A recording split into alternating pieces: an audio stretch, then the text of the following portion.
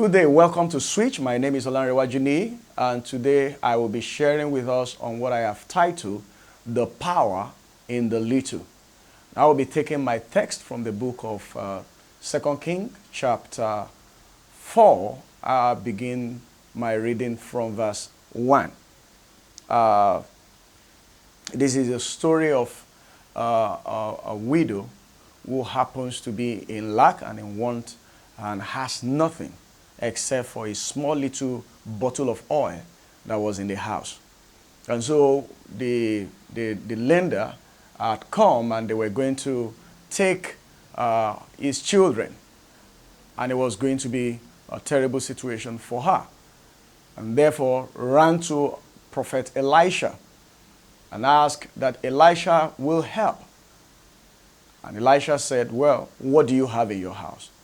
Then the woman said, "I have nothing except for a little jar of oil that I have in the house, or a small bottle of oil that I have in the house." And it looks insignificant to this woman as to the challenge that she had at that point in time. And then the prophet asking, "What do you have in your house?" and said, "A little bottle of oil." I realize that most of the time, the small thing in our hands are most of the time the things that God will use to make up for big things that we always believe for or we want to see in our lives. Big seed without life will not generate anything substantial.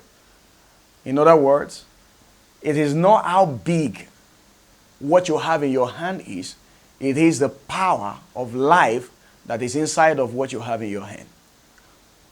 Jesus said, if you have faith like that of a mustard seed, little seed, like a mustard seed in your hand, if you have faith like that of a mustard seed, you will say to the mountain, and then the mountain will respond to you. In other words, if you have big challenge ahead of you, sometimes you may think that what other people have in their hand is what you need to solve your problem. But oftentimes what God does is that He does not go outside the perimeters of our lives to solve the problem of our lives.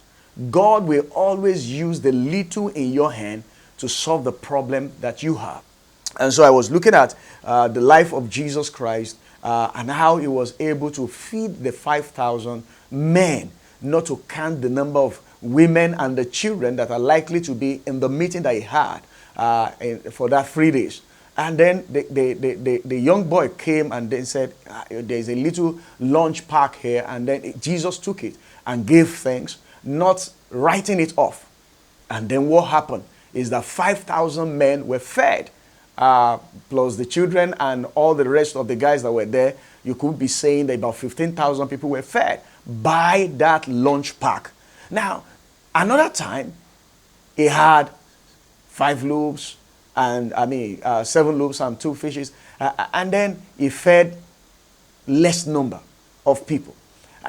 And that tells me that it is not how much that you have. It is not the number of the resources, the abundance of the resources that you have in your hand that determine how great your life is going to be. It is the power that is in the little that you have. Don't write your little off. There is more to what you have than what you are seeing at the moment through your life. I realized that growing up in life, and then I had an admission into school, and then when I got admission into school, they gave me secretariat administration. It became a tool. I didn't look down on it based on what my friends were saying. They said this is a course for ladies, but I did it. But you know what happened eventually? Those who studied banking and finance never had the opportunity of working in a bank. I work in a bank. Some of my friends who used to laugh me and scorn me in those days happens to be beneficiary of the blessing that came as a result of what I studied.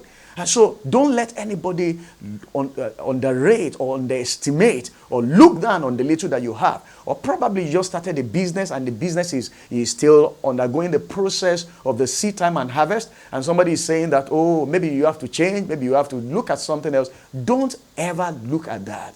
Look at what you carry on the inside of you and begin to inject the life that is inside of you into the little that you have. I believe and I trust that what seems insignificant today will become something big that the entire world will come to celebrate you for. God bless you.